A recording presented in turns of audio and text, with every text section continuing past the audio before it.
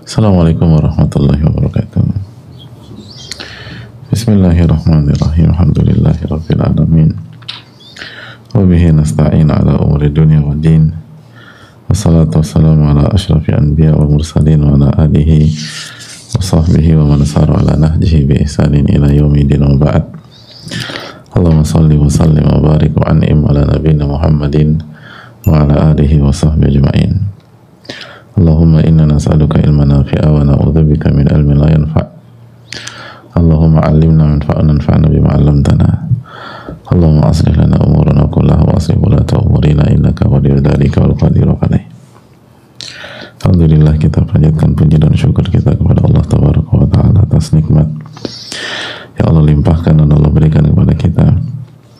Sebagaimana salawat dan salam semoga tercurah kepada Rasulullah alaihi salatu wassalam beserta para keluarga, para sahabat dan orang-orang yang istiqomah berjalan di bawah sunnah beliau sampai hari kiamat kelak. Kita meminta kepada Allah dengan nama-nama yang husna dan sifat-sifat yang maha mulia, Allah memberikan kita ilmu nafi dan melindungi kita dari ilmu yang tidak bermanfaat. Allah tolong kita dan saudara-saudara kita khususnya yang terzolimi di Palestina dan berbagai macam tempat. Allah perbaiki urusan kita dan urusan pemimpin-pemimpin kita. Allah maha mampu melakukan segala sesuatu. Alhamdulillah, kita bersyukur kepada Allah, kita masuk ke hari kelima di 10 hari pertama di bulan Dzulhijjah. Hari-hari berzikir, hari-hari bertakbir, hari-hari mengagungkan Allah Subhanahu wa Ta'ala, mensucikan Allah Subhanahu wa Ta'ala dan memuji Allah Tabaraka wa Ta'ala. Dan semoga Allah Subhanahu wa Ta'ala menerima amal ibadah kita di hari-hari ini. Mamil ayyam al-amalu salihu fihinna ahabbu ilallah min hadhil ayyam. Tidak ada satupun hari di mana amal saleh lebih Allah cintai dibanding amal saleh di 10 hari pertama di bulan Dzulhijjah. Hadirin Allah muliakan, di pertemuan kali ini kita kembali membuka sesi tanya jawab karena ada banyak pertanyaan yang belum terangkat, dan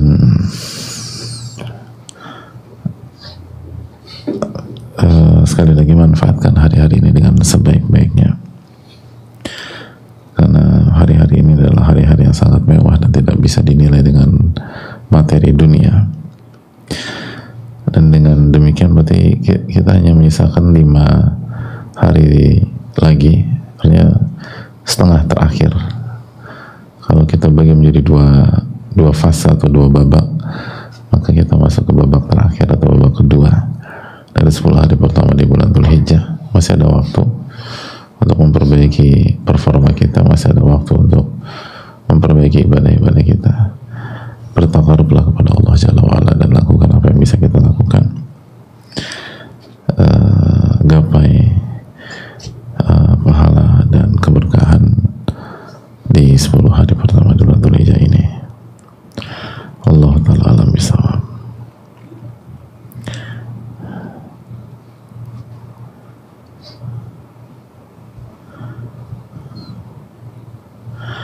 Assalamualaikum warahmatullahi wabarakatuh. Waalaikumsalam warahmatullahi wabarakatuh. Semoga kita semua selalu diberikan rahmatnya, amin rabbal alamin. Izin bertanya Pak Ustaz, bagaimana agar menerima kenyataan bahwa kehendak Allah adalah baik walaupun tidak sesuai dengan apa yang kita harapkan dalam sebuah doa yang kita panjatkan kepada Allah. Assalamualaikum warahmatullahi wabarakatuh. Waalaikumsalam warahmatullahi wabarakatuh. Jazakallahu khair, dan jangan lupa mendoakan ulama-ulama kita secara spesifik, khususnya Imam Nawawi rahimahullah dan para ulama-ulama yang lain, karena kita belajar dari mereka secara umum dan kita belajar dari Imam Nawawi secara spesifik, maka hak beliau juga lebih besar. Jadi yang memberikan kebaikan kepada kita secara khusus, maka berikanlah hak mereka secara khusus. Itu hal yang penting dan itu adab di dalam dunia ilmu. Dan Nabi SAW mengatakan, "Man sana ilaikum ma'rufan fakafi'uh." Barang siapa yang berbuat baik kepadanya maka balaslah Dan kalau Anda belum mampu membalasnya, maka doakan sampai Anda merasa Anda sudah membalasnya. Dan kalau kebaikannya berupa ilmu, gimana cara kita membalas? Maka doakan dan sambil berusaha gimana cara atau berbuat baik kepada beliau-beliau tersebut. Wallahu ta'ala bishawab. Adapun menerima kenyataan bahwa kehendak Allah adalah baik dengan menuntut ilmu dan mengenal Allah Subhanahu wa taala, mengenal sifat-sifat Allah Subhanahu wa taala, dan mengenal pola yang Allah gariskan dalam kehidupan. Kalau kita nggak mengenal Allah, susah kita. Dan melihat bagaimana Allah nggak pernah mengingkari janjinya. Wa anna Allah laisa bidzallamin lil abid. Allah nggak pernah menzalimi hamba-hambanya. Inni haramtu dzulma ala nafsi. Aku haramkan kezaliman atas diriku dalam hadis qudsi. Dan kezaliman adalah wad'u syai' fi ghairi mahalli, menempatkan sesuatu bukan pada tempatnya. Jadi Allah Subhanahu wa taala selalu menempatkan sesuatu pada tempatnya. Jadi pasti baik. Dan dengan menyadari bahwa apa yang kita harapkan belum tentu baik. Gitu. Jadi Allah pasti menempatkan sesuatu pada tempatnya, sedangkan harapan kita, ekspektasi kita belum tentu tepat karena kekurangan ilmu kita dan kekurangan kita sebagai manusia. Dan Allah berfirman dalam surat Al-Baqarah 216, wa asan taqrahu syai'an wa huwa khairul lakum wa asan tuhibbu syai'an wa huwa syarrul lakum wallahu ya'lamu wa antum la ta'lamun. Sejadi yang kalian tidak suka itu yang terbaik buat kalian, dan sebaliknya yang kalian anggap baik itu buruk untuk kalian, dan Allah Maha mengetahui dan kalian nggak tahu apa-apa. Dan Nabi kita alaihi salatu wasallam bersabda, ajaban li amril mu'min inna amrahu kullahu khair. Menakjubkan perkara seorang mukmin, seluruh urusannya, seluruh takdirnya, seluruh apa yang Allah tetapkan pasti baik dan terbaik buat dia. In asabathu syarra'u syakar fakana khairan lah. Kalau ditimpa atau kalau diberikan kebaikan yang diinginkan atau kesenangan lalu dia bersyukur, maka itu yang terbaik buat dia. Wa in asabathu dharra'u sabar fakana khairan lah. Dan apabila ditimpa dengan kesulitan, ketidaknyamanan lalu dia bersabar, maka itu yang terbaik buat diri dia. Itu yang perlu. Dan kita harus baca sejarah para nabi alaihi wassalatu wassalam, para ulama, para orang saleh, bagaimana Allah berikan kebaikan untuknya. Allah ta'ala bishawab. Assalamualaikum warahmatullahi wabarakatuh. Waalaikumsalam warahmatullahi wabarakatuh. Afwan Ustaz, saya ingin bertanya, kenapa semakin saya berusaha taat, cobaan semakin berat, ekonomi semakin sulit sejalan dengan kebutuhan yang semakin banyak, usaha yang dilakukan selalu gagal? Hadirin Allah muliakan,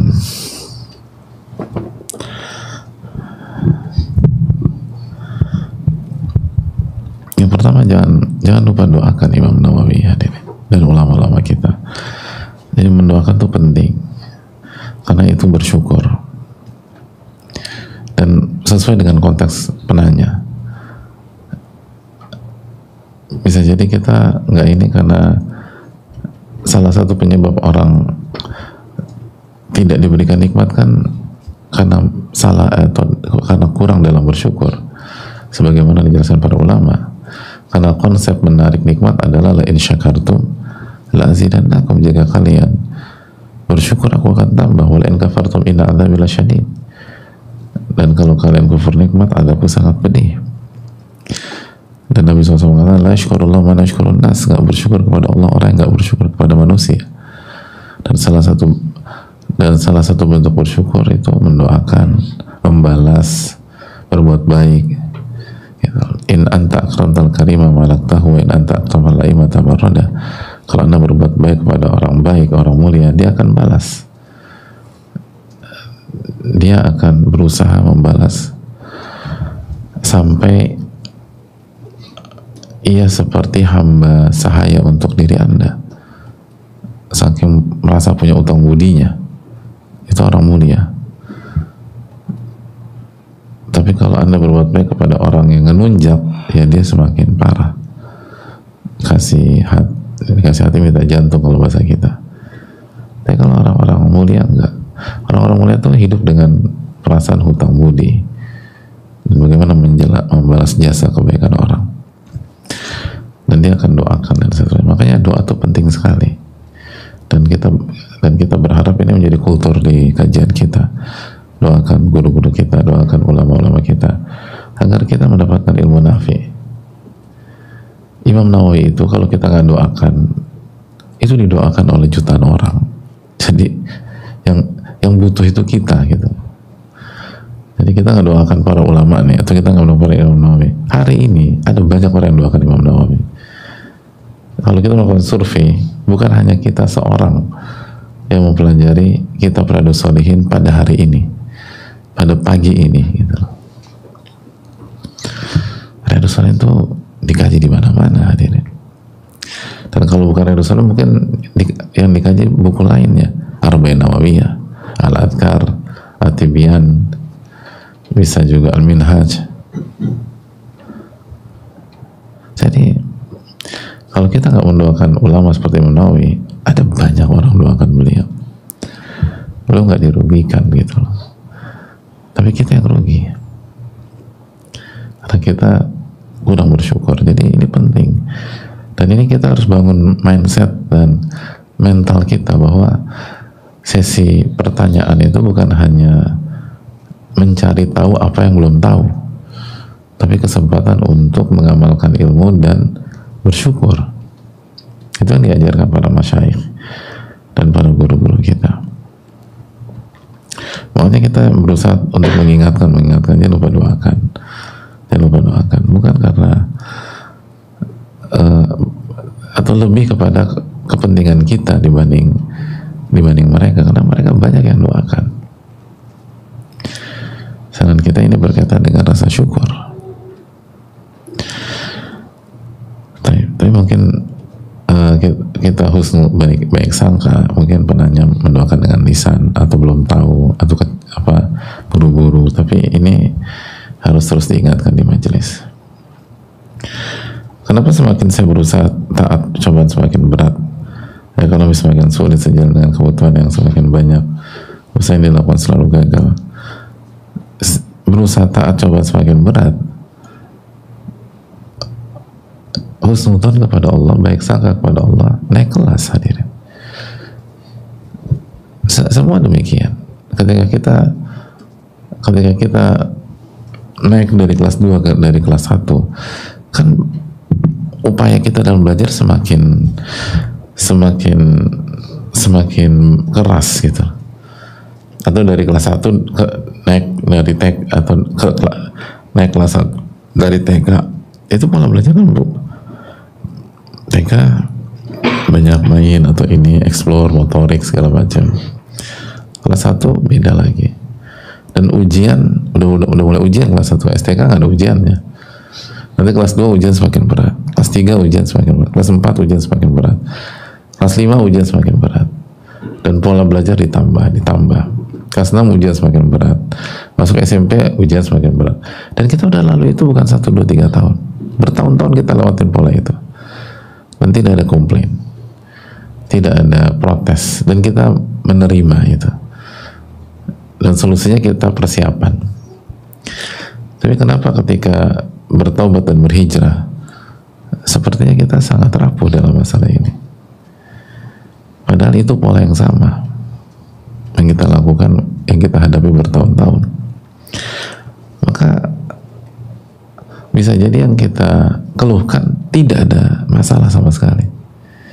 Yang jadi masalah adalah cara kita menilai dan membaca problematika. Karena sekali lagi, innallaha idza ahabba qauman ibtalahum. Allah kalau mencintai sebuah kaum atau seseorang, Allah akan uji. Wa yubtalal mar'u ala hasabi dinihi, dan seseorang diuji sesuai dengan kadar agama dan imannya. Jadi Hadirin Allah muliakan, perlu kita camkan bersama-sama dalam masalah ini.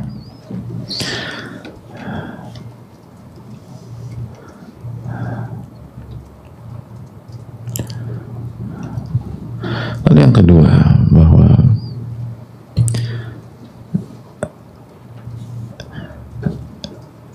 ulama kita mengatakan bahwa yang memberikan rezeki kepada kita di saat lapang, atau yang memberikan rezeki kepada kita di saat ekonomi sedang sulit, ialah Subhanahu wa ta'ala memberikan rezeki kepada kita di saat lapang. Jadi yang memberikan rezeki sama. Maka hendaknya kita berhusnudzon. Jangankan Allah Subhanahu wa ta'ala, hadirin, yang maha kaya, yang maha baik, ada kesulitan ekonomi di sebuah kampung atau di sebuah kota, ada krisis, semua berdampak. Yang nggak berdampak cuman bos kita, di mana kita bekerja untuk dia, itu nggak berdampak, kekayaannya nggak berkurang sama sekali. Di saat yang lain jungkir balik segala macam bla bla bla, bos kita aman-aman aja. Kira-kira ketika kita menghadapi krisis itu, kita tenang apa enggak? Tenang, karena bos kita nggak ada dampaknya sama sekali. Dan nah, kalau itu manusia sama manusia, falillahil matsalul a'la, apalagi Allah tabaraka wa ta'ala. Allah al-Ghani, Allah yang maha kaya, Allah al-Mannan, Allah yang maha memberi, Al-Wahhab yang maha memberi. Beda kalau misalnya dalam kondisi sulit,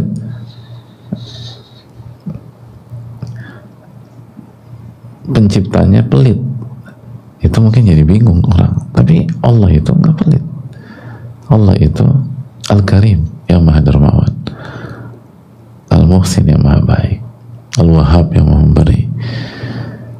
Jadi kuatkan tawakal kita, dan Nabi SAW sudah menjamin, law kuntum tawakkaluna 'ala Allah haqqa tawakkuli la razaqakum kama yarzuqut tayr taghdu khimasan wa taruhu bitana.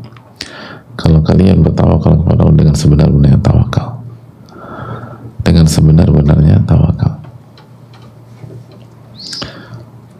Allah akan memberikan rezeki kepada kalian sebagaimana Allah memberikan rezeki kepada seekor burung yang berangkat di pagi hari dalam kondisi lapar dan pulang dalam kondisi kenyang. Allah ta'ala a'lam bishawab.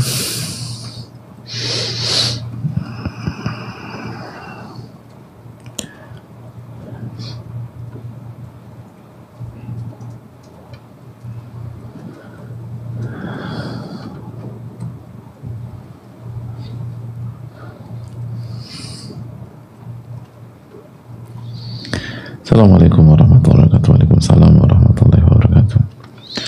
Semoga Allah senantiasa melindungi Ustaz Tim dan segenap keluarga, dan semoga Allah merahmati Imam Nawawi dan ulama-ulama lainnya, amin wa iyyakum. Begitu juga bertanya, izin bertanya, mohon nasihatnya amalan apa agar bisa segera Allah kabulkan doa bisa menunaikan haji bersama keluarga. Sudah berusaha menjual aset untuk berhaji dan sudah berdoa tetapi belum terkabulkan. Apakah ini karena banyak dosa yang mungkin menghalangi doa kami? Jika sampai kami wafat belum berangkat haji, bagaimana hukumnya? Mohon nasihatnya. Jazakallahu khairan. Barakallahu fikum. Fikum barakallah. Apakah karena dosa yang mungkin menghalangi doa kami? Semua mungkin, hadirin sekalian. Maka yang perlu dilakukan adalah muhasabah, perbaiki diri, atau introspeksi diri, evaluasi diri, lalu istighfar dan taubat kepada Allah Subhanahu wa ta'ala. Perbanyak istighfar, perbanyak taubat kepada Rabbul Alamin. Lalu islahun nafas, perbaiki diri kita. Dan tentang kejujuran, hadirin, gitu. Kejujuran itu penting. Intasduqillah yasduqa. Jika Anda jujur kepada Allah, Allah akan wujudkan cita-cita Anda. Pertajam lagi kejujuran kita kepada Allah. Dan kejujuran kepada Allah adalah keikhlasan. Lalu yang kedua, minta pertolongan kepada Allah. Yang ketiga, on track berusaha selalu di jalan Allah Subhanahu wa taala, itu kejujuran. Lalu jangan berpikir negatif. Ana inna dhanni abdi bi. Allah berfirman, aku tergantung prasangka hambaku terhadap diriku. In khairan fa khairan wa in syarran fa syarr. Kalau baik maka baik, kalau buruk maka buruk. Jadi kalau baik maka baik, kalau buruk maka buruk. Jadi husnudzon, baik sangka kepada Allah, insyaallah haji sebelum kita wafat. Dan kalaupun kita wafat dan belum berhasil mengerjakan ibadah, padahal kita udah niat, kita udah berjuang, maka kita akan mendapatkan pahala haji. Sebagaimana kaidah fikih menyatakan, orang siapa yang berniat, bertekad dan berusaha, tapi pada akhirnya dia tidak bisa mengerjakan amalan tersebut karena alasan syar'i, maka ia tetap mendapatkan pahala ibadah yang dia niatkan dan upayakan tersebut. Jadi nggak ada resiko sama sekali. Dan optimis lah, yu'jibunil fa'lu, kata Nabi SAW. Aku kagum dengan optimisme. Optimis kita berhaji sebelum kita wafat. Wallahu ta'ala alam bisawab.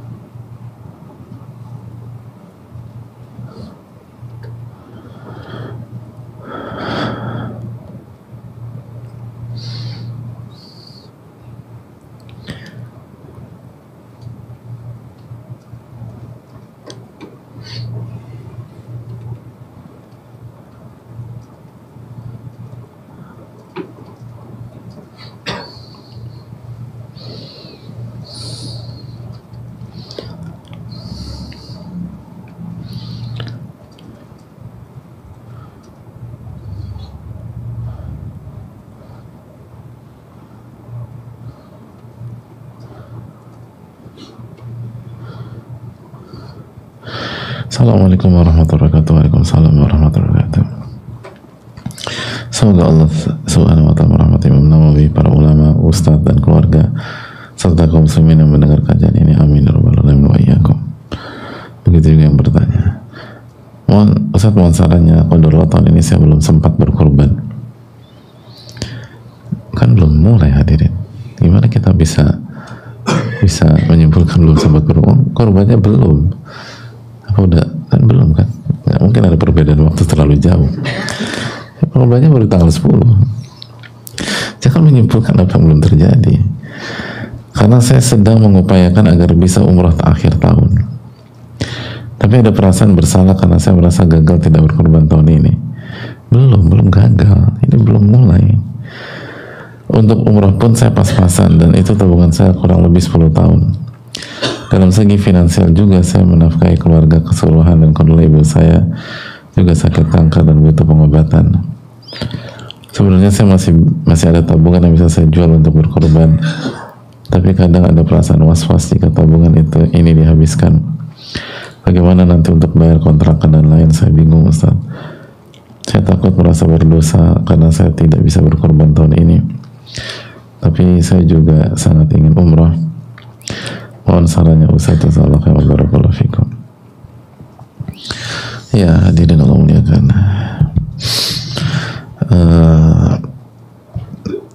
perjuangkanlah, hadirin.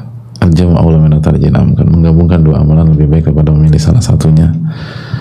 Dan yang kedua, masih ada waktu, dan memang rezeki orang beda-beda, memang income orang berbeda-beda, dan kita tidak boleh meremehkan masalah ini. Ada orang dapat uang 100 juta tuh gampang banget, hadirin, dengan cara yang halal ya. Tapi ada orang dapat 500 ribu tuh susahnya minta ampun, jungkir balik. sebagian mereka nggak malas juga. Kadang-kadang kan sebagian mereka gampang menjudge seseorang, ya lu males sih, dia tuh males, coba kalau berusaha. Enggak, rezeki itu tuh beda-beda, rezeki itu nggak sama. Makanya jangan sombong kita kalau misalnya kita bisa dapat rezeki yang banyak, karena ada banyak orang di luar sana lebih keras usahanya dari kita, nggak dapat apa-apa. Ada sebagian orang jungkir balik ditipu, bukannya dapat minus dia gitu. Kalau udah nggak tidur siang malam segala macam, ada banyak orang udah workaholic, udah tidur larut, kurang tidur, nggak sempat olahraga, makanannya berantakan, mentok-mentok apa? Minus 10 miliar. Menanggung beban hutang 70 miliar, menanggung beban hutang ratusan miliar. Padahal dia tipe orangnya nggak berleha-leha gitu. Bahkan yang berleha-leha nggak punya utang gitu loh, tapi nggak kaya juga, santai gitu loh, kongko-kongko gitu loh. Baru keluar rumah jam 10 gitu loh, jam 11 pulang lagi gitu, makan siang di rumah, habis makan siang di rumah pergi lagi, main-main aja dia. Nanti akhir bulannya nggak punya utang nih orang gitu loh. Tapi nggak ada duitnya juga, tapi nggak punya utang. Ini yang jungkir balik segala macam, utangnya banyak gitu, utangnya puluhan miliar, subhanallah. Jadi itu real gitu lah, real, itu real. Jadi marilah kita renungkan masalah ini. Ini itu tentang karunia Allah Subhanahu Wa Taala. Walaupun kita tetap harus berjuang, harus berikhtiar, harus akhdul asbab. Tapi begitu kita dapat, jangan pernah berpikir ini karena usaha kita, karena itu dijelaskan Imam Syafi'i rahimahullah ta'ala. Benar dijelaskan Imam Syafi'i rahimahullah ta'ala. Jadi yang pertama memang nggak mudah sih ya, tapi coba tajamkan niat kita. Sebagian masyayikh ketika ditanya dalam konteks seperti ini, alasan nasihat mereka adalah, kalau dalam konteks ini ya, upayakan berkorban dengan niat, diantara niatnya adalah akhir tahun Allah mudahkan untuk umrah. Jadi dari awal itu niatnya tuh jangan dipisah antara kurban dengan umrah, tapi menjadi satu kesatuan, bahwa kurban adalah jalan menuju umrah. Kurban itu ikhtiar menuju umrah. Kenapa? Karena amal saleh itu, ketakwaan itu pintu rizki. Dalam surat At-Talaq ayat 2, wa man yattaqillaha yaj'al lahu makhraja wa yarzuqhu min haitsu la yahtasib. At-Talaq ayat 2 dan 3, barang siapa yang bertakwa kepada Allah, Allah akan berikan jalan keluar dan rizki dari arah yang tidak ia duga-duga. Jadi salah satu kunci rizki adalah amal soleh. Dan di antara amal soleh yang sangat luar biasa, berkorban.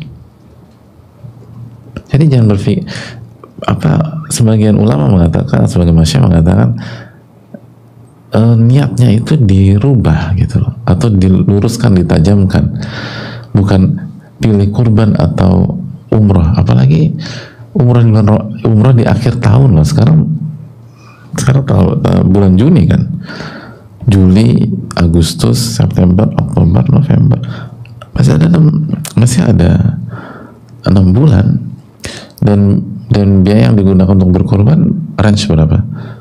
Bisa 1,5 katanya ada yang 2 juta gitu loh. 2 juta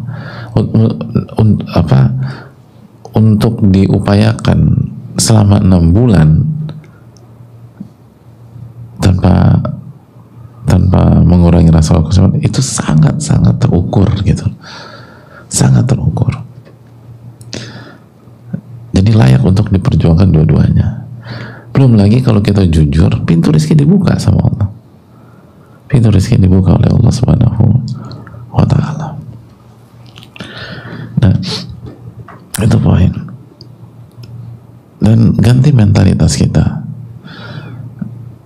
Makanya hindari bahasa-bahasa seperti di redaksi pertanyaan, saya udah nggak sempat berkorban. Belum mulai gitu loh, korbannya masih tanggal 10, kita tanggal 5, masih ada 5 hari lagi. Jangan langsung mengatakan nggak sempat atau gagal berkorban. Jangan. Ibarat kita main bola, ini belum peluit panjang, masih ada 7 menit, kita masih di menit ke 70. Betul, mungkin kita ketinggalan 2-0, tapi mentalitas jangan langsung kalah, berjuang dulu dong, masih ada 20 menit nih. Jadi itu poin. Nah, yang jadi masalah ketika kita sudah punya mentalitas gagal, kalah, akhirnya kejadian karena Allah berfirman tadi, ana inna dhani abdi bi, aku tergantung prasangka hambaku terhadap diriku. In khairan fa khairun wa in syarran fa syarr. Kalau baik maka baik, kalau buruk maka buruk. Kalau kita udah punya prasangka kita nggak sempat berkorban dan kita gagal berkorban tahun ini, ya udah akhirnya gagal beneran. Tapi kalau kita optimis, insya Allah ada Allah Ar-Razzaq gitu. Insya Allah saya bisa dapatkan, nanti Allah akan lancarkan itu. Apalagi kalau kita niatkan berkurban lalu umroh di akhir tahun, maka kita akan dapatkan itu juga. Itu hal penting ya. Terus yang kedua, kalau kalau ternyata berat, salah satu opsinya apa? Rubah jadwal umroh, karena umroh akhir tahun jauh lebih mahal daripada beberapa pilihan waktu lain. Kan peak seasonnya umrah apa?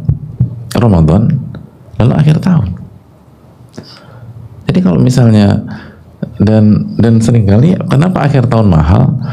Bukan karena fadilah waktu. Kalau Ramadan mahal karena fadilah waktu, gitu. Maksudnya kan karena keutamaan berumrah di Ramadan sehingga demand-nya besar, gitu. Tapi kalau akhir tahun itu kan karena waktu liburan, karena demand-nya waktu liburan dan cuacanya enak, masuk winter atau awal winter, sehingga demand-nya besar. Jadi ketika demand-nya besar, ya otomatis harga naik, otomatis biayanya akan lebih besar. Nah, cari low season gitu loh, cari waktu yang lain, dan bisa jadi secara keutamaan lebih tinggi. Misalnya cari di bulan-bulan haram misalnya. Tapi kalau enggak juga mungkin sebelum akhir tahun atau setelah akhir tahun, kalau memungkinkan. Mungkin juga kendala cuti atau apa, tapi kalau misal ada, artinya yang penting kan kerjakan dua amalan tersebut. Kalau yang udah otak-atik itu teknis gitu loh. Jangan karena kita nggak mengatakan penanya mungkin punya pertimbangan sendiri, tapi sebagian tuh karena memaksakan harus di akhir tahun, akhirnya dia nggak berkurban. Padahal kalau dia bisa umrah selain di akhir tahun, dia bisa umrah dan bisa kurban karena marginnya lumayan. Itu yang perlu kita camkan. Tapi kalau dia mau tetap ke akhir tahun, insya Allah masih ada waktu kok. Gak apa-apa akhir tahun aja, masih ada 6 bulan untuk mencari 2 juta yang kita keluarkan untuk berkorban. 6 bulan insya Allah dapat, bismillah. Cari side job atau apalah. Allah Ta'ala misal. Semoga Allah memberikan taufik kepada kita dan bisa memaksimalkan 5 hari ini. Subhanakallahumma wa bihamdika, la ilaha illa anta, astaghfiruka wa atubu